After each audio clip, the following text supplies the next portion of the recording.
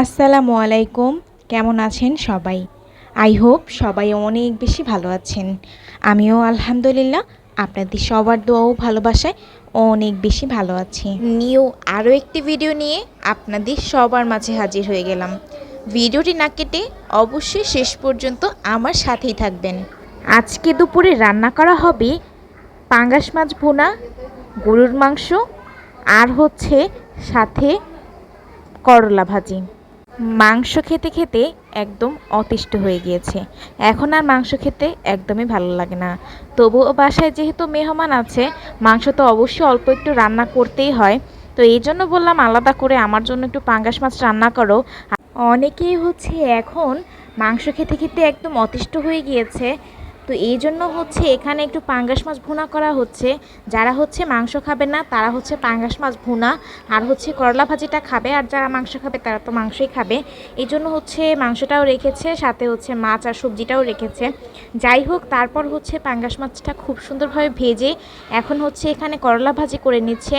করলা আর আলুটাকে আগে হচ্ছে খুব সুন্দরভাবে কেটে নিয়েছে, এখন হচ্ছে করলা ভাজিটা করে নিচ্ছে। এখানে হচ্ছে প্রথমে করলা আর আলুগুলোকে দিয়ে দিয়েছে, তারপর হচ্ছে পরিমাণ মতো পেঁয়াজ দিয়ে দিয়েছে, এরপর হচ্ছে শুকনো মরিচ আর হালকা পরিমাণে একটু হলুদ দিয়ে দিয়েছে। এরপর খুব ভালোভাবে নাড়াচাড়া করে তারপর হচ্ছে ভাজিটাকে করে নেবে। যারা আমার ভিডিওটি শুরু করেছেন অবশ্যই একটি লাইক দিয়ে আমার সম্পূর্ণ ভিডিওটি কন্টিনিউ করবেন।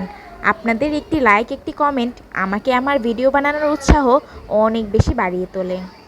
করলা ভাজিটা খুব সুন্দরভাবে ভাজি করা হচ্ছে এখানে। আমার ফ্যামিলির অনেকেই করলা ভাজিটা অনেক বেশি পছন্দ করে, কিন্তু আমি একদমই করলা ভাজিটা পছন্দ করি না। আমার কাছে করলা দেখলেই বিরক্ত লাগে কেন জানো। যাই হোক, তবুও এখানে ভাজিটা করা হচ্ছে। ভাজিটার কালার মাশাআল্লাহ সুন্দর হয়েছে, আর হচ্ছে একটু সবুজ সবুজ করে ভাজিটা করা হচ্ছে যাতে খেতে এবং দেখতে দোনোটাই ভালো লাগে। আমাকে করলা খাওয়ানোর জন্য অনেক বেশি জোর জবরদস্তি করা হয়, তবে করলাটা আমার একদমই ভালো লাগে না। সে ছোটোকাল থেকেই আমাকে করলা খাওয়ার জন্য অনেক বেশি টেকনিক করে আমার আম্মু। বিভিন্নভাবে হচ্ছে করলা খাওয়ানোর চেষ্টা করে, আমাকে বিভিন্ন ধরনের টেকনিক ইউজ করে, কিন্তু আজ পর্যন্ত আমাকে এখন পর্যন্ত করলাটা খাওয়াতে পারিনি আম্মু। যাই হোক, এটা আম্মুর ব্যর্থতা। এখানে হচ্ছে এখন তরকারিটা রান্না করে নিবে। প্রথমেই চুলায় একটা কড়াই বসিয়ে দিয়েছে। কড়াইতে এখন হচ্ছে পরিমাণ মতো পেঁয়াজ বাটা, আদা রসুন বাটা, পরিমাণ মতো তেল, আরও যত ধরনের মশলা লাগে সব ধরনের মশলা এক এক করে দিয়ে দিবে। আর এই পাঙ্গাস মাছটা আম্মু খুব সুন্দরভাবে রান্না করেছে। পাঙ্গাস মাছটা খেতে অনেক বেশি ভালো লেগেছিল আমার কাছে। আমি তো পাঙ্গাস মাছ এমনিতেও অনেক বেশি পছন্দ করি। তারপর হচ্ছে মাছ ভাজার যে তেলটা ছিল সেই তেলটা দিয়ে দিচ্ছে। এরপর হচ্ছে হালকাভাবে নাড়াচাড়া করে তারপর হচ্ছে খুব সুন্দরভাবে মশলাটা কষিয়ে নিবে। আপনি একটা তরকারি মশলা যতটা কষাবেন তরকারিটা খেতে তত বেশি ভালো লাগবে। আমার আম্মু তো সবসময় মশলা অনেক বেশি কষায়, মশলা কষিয়ে তারপর হচ্ছে তরকারি রান্না করে। এরপর হচ্ছে পরিমাণ মতো মরিচ গুঁড়ো আর হচ্ছে হলুদ গুঁড়ো দিয়ে এখন আরও কিছুক্ষণ মশলাটাকে কষিয়ে নিবে। যখন হচ্ছে উপর থেকে তেল ভেসে উঠবে তখন হচ্ছে আগে থেকে ধুন্দুল কেটে রাখা হয়েছিল, তো সেই ধুন্দুলগুলো দিয়ে দিচ্ছে। এগুলো অনেক দিন ধরে ফ্রিজে রাখা হয়েছিল, তবে এখন পর্যন্ত আমাদের খাওয়া হয়নি, যেহেতু অনেক দিন যাবত আমরা হচ্ছে মাংসই খাচ্ছিলাম।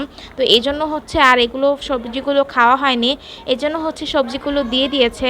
এখন হচ্ছে মশলার সাথে ধুন্দুলগুলোকে খুব ভালোভাবে কষিয়ে নিবে। আর আমার সাইড থেকে হয়তো বা অনেক নয়েজ আসতেছে, তো কেউ কিছু মনে করবেন না, যেহেতু হচ্ছে আমি একটু বেড়াতে এসেছি, তো এজন্য হচ্ছে অনেক বেশি শব্দ আসতেছিল। যাই হোক, তারপর হচ্ছে এখানে আগে থেকে যেই মাছগুলো ভেজে রাখা হয়েছিল সেই মাছগুলো হচ্ছে দিয়ে দিচ্ছে। যদিও আমি বেড়াতে দূরে কোথাও আসিনি, এখানে হচ্ছে আমার খালামুনির বাসা। মানে আপনাদেরকে তো আপনারা সবাই জানেন আমার বাসা থেকে 5 মিনিট লাগে আমার খালামুনির বাসায় আসতে। তো সেখানে এসেছি, এর জন্য হচ্ছে একটু ভয়েসটা দিতে একটু প্রবলেম হচ্ছে, যেহেতু অনেক বাচ্চারা এখানে। আর সাথে হচ্ছে নানুকে একটু নিয়ে এসেছি যাতে নানুর একটু ভালো লাগে, কোথাও গেলে একা একা ঘরে বসে তো ভালো লাগে না। যাই হোক, তারপর হচ্ছে এখানে ঢাকনাটা দিয়ে ঢেকে দিয়েছে। তরকারিটা মাশাআল্লাহ অনেক বেশি সুন্দর হয়েছে। এখানে হচ্ছে করলা ভাজিও করে নিচ্ছে। যাই হোক, যারা শুরু থেকে শেষ পর্যন্ত আমার ভিডিওর সাথে রয়েছেন তাদেরকে অনেক অনেক ধন্যবাদ। আজকের মতো আপনাদের সবার মাঝ থেকে বিদায় নিচ্ছি। ভালো থাকবেন সবাই। আল্লাহ হাফেজ।